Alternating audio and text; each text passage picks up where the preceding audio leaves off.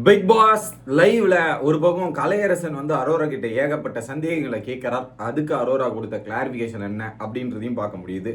இன்னொரு பக்கம் பிரச்சனை, நான் மட்டும் இந்த வீட்டில் இருந்திருந்தேன்னா அந்த ரெட் கார்டை நான் தானே வாங்கியிருப்பேன் அப்படின்ற மாதிரி உட்காந்து பேசிட்டு இருக்கிறதையும் நம்மளால பார்க்க முடிஞ்சு. இன்னொரு இடத்துல இந்த பணப்பட்டி மேட்டர்ல மெயினான வேலையை பார்த்தது ரம்யா தான். அப்படியே நாடகம் போட்டுட்டு இருக்கா ரம்யான்ற மாதிரி ரம்யாவை பத்தி வேற உடைக்கிறாரு.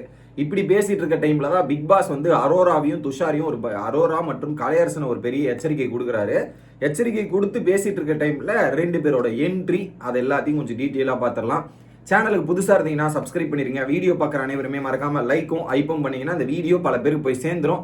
அந்த உதவியை பண்ண மாதிரி கேட்டுக்கொள்கிறேன். இப்போ கண்டென்ட்டுக்குள்ள போயிடலாம். மொதல் விஷயம், கார்டன் ஏரியால திவாகர் கலையரசன் மற்றும் அரோரா துஷார்னு வருது இன்னைக்கு. ஸோ அரோரா அங்கே பேசிட்டு இருக்கும்போது பார்த்தீங்கன்னா அரோரா தான் கடைசியாக கலையரசனை நாமினேட் பண்ணியிருப்பாங்க. பேர்ட் வேர்ட்ஸ் யூஸ் பண்ணுறாரு, எனக்கு ரொம்ப ஹர்ட் ஆகுதுன்னு சொல்லியிருப்பாங்களே, அதை தான் கலையரசன் கேட்பார். இந்த வீட்டில் வேற யாரும் கெட்ட வார்த்தைகள் பயன்படுத்தலையா, அப்போ நீ அதெல்லாம் நாமினேட் பண்ணலையா அப்படின்ற மாதிரி கேட்கும்போது சிம்பிளாக சொல்லிட்டாங்க அரோரா, நீ அந்த டைமில் நிறைய வேர்ட்ஸ் யூஸ் பண்ணிட்டு இருந்த, எனக்கு அது ஹர்ட் ஆச்சு, அதை தான் நான் எடுத்துகிட்டு போய் உன்னை நாமினேட் பண்ணேன். அதை தாண்டி நான் அப்போ அந்த டைமில் எனக்கு தைரியம்லாம் இல்லை, பேசுறதுக்குலாம் தைரியம் இல்லாமல் நான் அப்படியே சைலண்டாக தான் இருந்தேன். இந்த வீட்டில் எல்லாரும் பல இடங்கள்ல கெட்ட வார்த்தை பேசியிருக்காங்க, பேசாமலாம் கிடையாது. எப்படி பல இடத்துல பேசியிருக்காங்க, பேசாமலாம் கிடையாது. ஆனால் ஒரு பாயிண்ட்டுக்கு மேலே நான் ஓப்பன் அப் ஆனதுக்கப்புறம் இப்படிலாம் பேசக்கூடாது நான் கேட்டிருக்கேன், கேட்காமலாம் இல்லை கேட்டிருக்கேன். பட் அந்த சுச்சுவேஷனில் நான் கேட்காம இருந்ததுக்கு காரணம் எனக்கு அப்போ நான் ஒரு மாதிரி இருந்தேன். இந்த அளவுக்கு ஓப்பனாக பேசுகிற மாதிரி கிடையாது அரோரா. 5 வாரத்தில் வீட்டை விட்டு வெளியே போகலான்னு இருந்த அரோரா தான் அது எனக்கு ஒரு பக்கம் ஃபீல் ஆச்சு, அதை நான் கேட்டேன் அப்படின்றத அவர் சொல்கிறாரு. இன்னொரு பக்கம் இல்லை நீ நிறைய இடத்துல கேட்கலன்னும் போது இன்னொரு பாயிண்ட்டுமே சொல்லிடுறாங்க, நான் பார்த்த இடத்துல அது மட்டும்தான், நீ பின்னாடி பல இடத்துலையும் பேசி இருக்கிறதுக்கான வாய்ப்பு இருக்கு அப்படின்றதையும் அரோரா சொல்றாங்க.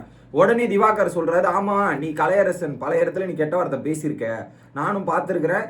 ஏன் வெளியே போனதுக்கு அப்புறம் என்கிட்டயே நிறைய பேர் அவன் அப்படி பேசினான்றதை என்கிட்டயுமே சொன்னாங்க, அது என்னமோ உண்மைதான், அதெல்லாம் மாத்திலாம் பேச முடியாது அப்படின்ற மாதிரி அங்கே திவாகரும் போட்டு விட்டார்.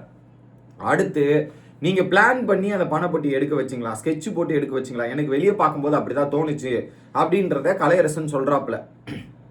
அதுல நான் பிளான் பண்ணி ஏன்டா எடுக்க போறேன், பிளான் பண்ணி இந்த பிளான் பண்ணி அவர் மொதல் பிளேஸ்ல இருக்கிறாரு, அவர் அடிச்சுட்டு 18 லட்சத்தை எடுத்துட்டு போயிட்டு மொதல் பிளேஸ்க்கு அப்படியா இருந்தாலும் நான் போக மாட்டேனாடா, நான் போறதுக்கு வாய்ப்பு இருக்கா, நான் தான் ஜெயிக்க மாட்டேன்னு எனக்கே தெரியுமே, எப்படி நான் தான் ஜெயிக்க மாட்டேன்னு எனக்கே தெரியுமே, தெரிஞ்சதுக்கு அப்புறம் நான் ஏன்டா போய் எடுக்க போறேன் அப்படின்றத ஓப்பனா சொல்றாங்க.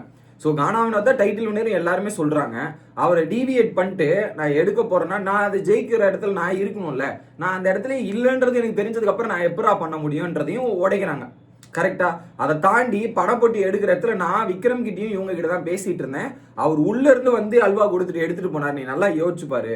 நான் இப்போ ஃபீல் பண்ணது என்னன்னா, அந்த நேம் எடுத்துட்டு இருக்கலாம், பணப்படியை தொட்டு நேம் எடுத்துருக்கிறது தான் நான் யோசிச்சேன். அது சொல்லாம போயிட்டு தான் ஏன் தப்புன்னு நான் நினைக்கிறேன். 18 லட்சம் போச்சுரா, 18 லட்சம் அப்படின்றதையும் சொல்லிட்டு, எனக்கு அது இந்த டைட்டில திவ்யா ஜெயிச்சாலும் ஓகே தான், அது பொண்ணு நல்ல கேரக்டர், இதெல்லாம் சபரி ஜெயிச்சாலும் வெளியே போய் பல உதவிகள் இதெல்லாம் பண்ணிடுவாங்க, இதெல்லாம் பண்ணுவாங்க. விக்ரமுக்கு இந்த டைட்டில் மேல எண்ணம் கிடையாது, கவலை கிடையாது, அது பரவாயில்லன்ட்டு. பட் நான் ஜெயிக்கிறதுக்கான பாசிபிலிட்டிஸ் ரொம்ப ரொம்ப கம்மின்றது எனக்கு தெரியும்டா, அதானே நான் யோசிச்சேன் அப்படின்ற மாதிரி சொல்லிடுறாங்க. உடனே திவாகர் சொல்றாரு, நான் அதுக்கு தான் சிக்னல் காமிச்சிட்டே இருந்தேன் அரோரா, நீ வந்து பணப்பட்டியை சாண்ட்ராக்கும் உனக்கு சிக்னல் கொடுத்தா, நீ பணப்பட்டி எடுக்கிற மாதிரி போயிட்டு அது விட்டா. உடனே திவாகர் சொல்றாரு கலைகிட்ட, அந்த பொண்ணு எடுக்கிறதா போச்சு, அது எல்லாருமே ஆசோலேஷன்ல இருந்தாங்க, அந்த பொண்ணு தொட்டுருச்சுடா உண்மை கேட்டா, அவரு சடனா நடுவில் வந்து எடுத்துட்டு போயிட்டாரா அப்படின்ற மாதிரி அங்க டிஸ்கஷன் போயிட்டு அது கிளாரிபிகேஷன் கேட்டுட்டு இருக்காரு, அங்க கொடுத்துட்டு இருக்காங்க. ஓகே, அப்படி கொடுத்துட்டு இருக்கும்போது துஷார் வந்து வரப்போறான்னு தெரிஞ்சிருச்சு. உடனே பிக் பாஸ் வந்து வெளி உலக இன்ஃபர்மேஷனை இங்க ஷேர் பண்ணாதீங்க, வீட்டுக்குள்ள கொண்டாட்டத்துக்கு வந்தீங்கன்னா கொண்டாடுற செலிப்ரேஷன் வேலையை மட்டும் பாருங்க, இதுக்கான இடம் இல்லைன்ற மாதிரி போட்டு வதிக்கிறாரு. ஸோ வீட்டுக்கு வெளில எது நடந்தாலுமே அது வெளி உலக இன்ஃபர்மேஷன்ற மாதிரி போட்டு உடைச்சோன்னே உடனே அந்த துஷார் மேட்டர் தான். உடனே அரோரா, பிக் பாஸ் அதுக்கு எனக்கு சொன்னது, நீங்க கம்முன்னு இருங்க, நீங்க அந்த கேள்வி கேட்கலாம், அந்த ஒரு விஷயமே நடந்திருக்காது, கேள்வி கேட்டதால் தான் அப்படி நடக்குதுன்ற மாதிரி அங்க ஒரு விஷயத்தை போட்டு உடைச்சிட்டாரு. பிக் பாஸ் கலாய்ச்சி விட்டாரு. இதுக்கு நடுவில் என்ன பண்ணிட்டாரு, அப்படி சொல்லுங்க என்ன அப்படின்ற மாதிரி இவன் சபரி வாய விட்டோன்னே, உடனே சபரி வாய விட்டது மீன்ஸ் அரோராவை கலாய்க்கிறதுக்காக அப்படி சொல்றாரு. உடனே திவாகர் வந்து, ஏய் சாரை கூப்பிட்றா, பிக் பாஸை சாருன்னு கூப்பிடு, இப்படி கூப்பிடுன்னு சொன்னோடனே சபரி டென்ஷன் ஆகிட்டேன். இதுக்கப்புறம் நீ பேசணும்னா உனக்கு அவ்வளோதான், நான் அவர் எப்படி வரணுமோ அது ஏன் விருப்பம், நீ இப்படிலாம் பேசாது, நான் எப்படி இந்த மாதிரி பேசியிருந்தா கொட்டையை எடுத்துருவோம் உனக்கு அப்படின்ற மாதிரி ஒரு டைலாக போட்டு அங்கே வச்சு செஞ்சு விட்டார். தர்பூசணியோட கொட்டைங்க அப்படிதான் சிரிச்சாங்க, தர்பூசணியோட கொட்டையை தான் நான் சொன்னேன்ற மாதிரி அங்கே சபரி பேசி சமாளிச்சிட்டாரா. இது ஒரு பக்கம் நடக்குது. இன்னொரு பக்கம் பிரச்சனை என்ன நினைக்கிறாருன்னா, சொல்றாரு, இந்த ஒரு இஷ்யூ நடக்கும்போது நான் மட்டும் வீட்டுக்குள்ள இருந்துன்னு வச்சுக்கேன், நான் எப்படி ஹேண்டில் பண்ணிருப்பேனே தெரியாது, என் கையில கண்ட்ரோல் இருந்திருக்காது, கண்டிப்பாக அடிச்சுட்டு இருப்பேன். எப்படி நான் கண்டிப்பாக அடிச்சுட்டு நான் 2 ரெட் கார்டை வாங்கிட்டு நான் தான் இந்த வீட்டை விட்டு வெளியே போயிருப்பேன். நான் இந்த வீட்டை விட்டு நான் முதல்ல வெளியே போனதே சந்தோஷமா பார்க்குறேன்.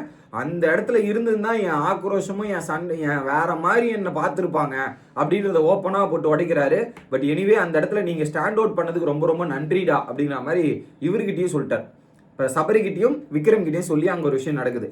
ஓகே, இப்போ வெளியே காடு நிறைய திட்டாரா பிக் பாஸ் இப்படி போட்டாரு. உடனே இங்க என்ன பண்றாங்க, அங்கிருந்து வந்து ஒரு பக்கம் பிரஜன் கிட்டையும் விக்ரம் கிட்டையும் எக்ஸ்பிளைன் பண்ணிருக்காங்க அரோரா என்ன நடந்துச்சுன்னு. அப்பதான் பிரஜன் சொல்றாரு, நீ ஒரு வேலை பார்க்கல, உள்ள சமையல்ல ஒரு வேலை நடந்துச்சு, பணப்பொட்டியாண்ட யார் யார் இருந்தாங்க நீ யோசிச்சு பாருமா அப்படின்னு சொல்றாங்க. அப்ப சொல்லிட்டு இருக்காங்க ரம்யா பேரை மட்டும் அரோரா மறந்துடுறாங்க. இதுல நீ அப்படி மணிப்புலேட் பண்ணியிருந்தாலும் தப்பு கிடையாது, அது கேம் தானே, நான் மணிப்புலேட்டே பண்ணலங்க, அப்படி பண்ணணும்னு நான் கேம் விளையாட மாட்டேங்க, அது அரோரா பண்ண மாட்டாங்கன்ற மாதிரி யாருக்கிட்ட இவர்கிட்டே சொல்லிடுறாங்க. பிரஜன் மணிப்புலேட் பண்ணாலும் தப்பு இல்லை, அப்படி நான் பண்ணவே இல்லைங்க, அது பண்ணக்கூடிய ஆள் இல்லைங்கன்ற மாதிரி கிளாரிஃபிகேஷன் கொடுத்துறாங்க. அந்த இடத்துல ரம்யான்ற ஒரு நபர் பேர் சொல்லாம ஒரு நபர் இருக்காங்க, அவங்க சமையல் ரூம்ல என்ன பண்ணாங்க, பின்னாடி வந்து என்ன பண்ணாங்கன்னு எல்லாருக்கும் தெரியும், அப்படியே வந்து எஸ்கேப் ஆயிட்டாங்க நவுந்து போயிட்டு, அவங்க தான் இந்த வேலையை மெயினா பார்த்தது, கிச்சன்ல இருந்து நிறைய விஷயங்கள் பண்ணி விட்டதே இவங்க தான்ன்ற மாதிரி அந்த ஒரு விஷயத்தை போட்டு உடைக்கிறார். உடைச்சிக்கிட்டு இருக்க டைம்ல தான் கரெக்டா துஷார் மற்றும் அமித்தோட என்ட்ரி. டாப் டக்கர் அந்த சாங்கை போட்டு உள்ள வராங்க. அமித் எல்லாருக்கிட்டையும் லிபரலா ஜாலியா பேசிட்டு இருக்கார். துஷார் வந்தவொடனே எல்லாருக்கிட்டையும் துஷார் வெளியவே ஒரு இன்ஸ்டால ஒரு போஸ்ட் போட்டிருந்தார் ஒரு கமெண்ட்ல, எல்லாருக்கும் நான் போயிட்டு ஒரு வார்ம் அக்கு கொடுக்க போறேன், உள்ள போயிட்டு எல்லாரையும் வந்து அந்த அக்கு கொடுத்து எல்லாரையும் ஃபீல் ஃப்ரீயா பண்ண போறேன் அப்படின்றது சொன்னாரு. போயிட்டு எல்லாருக்குமே அக்கு கொடுத்தாரு, ஒரு நபருக்கும் அக்கு கொடுக்காம இல்லை, எல்லாருக்குமே அக்கு கொடுத்து அதை ஃபீல் ஃப்ரீ பண்ணார். அங்க அரோராவை மட்டும் ஒழிச்சு வச்சுட்டு கடைசி அக்கு கொடுத்து அந்த பாட்டு பாடி அவங்கள வெல்கம் பண்ணதா இருக்கட்டும். அதுக்கப்புறம் அரோராவும் அந்த துஷார் வைப்புக்கு ரொம்ப என்ஜாய் பண்ணிட்டு இது இந்த மூமெண்ட் போதும் அப்படின்ற மாதிரி டிஸ்கஷன் நடக்குது. அது நடந்து முடிஞ்ச உடனே பிரவீன் காந்திக்கு சார் என்ன பண்றாருன்னா, இப்போ டைரக்ஷன் சார் டைரக்ஷன் அப்படின்றத சொல்லிட்டு ஜோடி 2ல அரோராவையும் துஷாரையும் அங்கே நடிக்க வைக்க போறேன் அப்படின்ற மாதிரி கேமரா முன்னாடி போய் பதிவு. நான் முதல் 4 நாள்லேயே இது ஒரு லவ் உண்டாக போகுதுன்றதை நான் தான் கணிச்சேன்ற மாதிரி இந்த ஒரு விஷயத்த பேசி இது ஒரு பக்கம் நடந்துட்டு இருக்கு. அடுத்து வெளியே வந்து அமித் வந்து விக்ரம் கிட்ட சபரி கிட்ட எல்லாம் நன்றி சொல்லிட்டு இருக்காரு. நீ அதுல ஸ்டாண்ட் அவுட் பண்ணி கடைசி வரையும் நின்னதெல்லாம் சூப்பர், நல்லா இருந்துச்சு விக்ரம், சபரி நீ பண்ணதுமே சூப்பரா இருந்துச்சு அப்படின்றதா இருக்கட்டும். அடுத்து அரோரா நீ இப்படி பண்ணுன்னு எதிர்பார்க்கல, பிசிக்கலா அவ்வளவு ஸ்ட்ராங் நான் யோசிச்சது இல்லை, ஆனா அந்த அளவுக்கு நீ ஸ்ட்ராங் பண்ணி ப்ரூவ் பண்ணிட்டமான்ற மாதிரி அங்க டிஸ்கஷன் போயிட்டு இருக்கு. இப்பதான் பிக் பாஸ் என்ன பண்றாரு, அமித்தையும் துஷாரியை வெல்கம் பண்ணிட்டு அது துஷாரோட டான்ஸ் அந்த ஒரு டான்ஸ் இருக்குல்ல பாப்பப்போ இப்பாப்பா அந்த டான்ஸ் ஆடி அதை பெருமைப்படுத்தினோன்னே இன்னொரு பக்கம் கலாய்ச்சி விட்டார். ஃபன்னா இருங்கன்னும் போது அரோராவை கலாய்ச்சி விட்டார். அது ஒரு பக்கம் நடக்குது. வெளியே போனால் நிறைய ட்ராமா இருக்கும், அதெல்லாம் சேர்த்து ஹேண்டில் பண்ணோம், நான் முழுசாக வெளியே வரலன்ற மாதிரி அமித் அவருக்கு பண்ண விஷயங்கள் எல்லாத்தையும் அங்கே சொல்லிட்டு இருக்கார். இதுதான் தற்போதைய லைவில் நடக்கும் சம்பவங்கள்.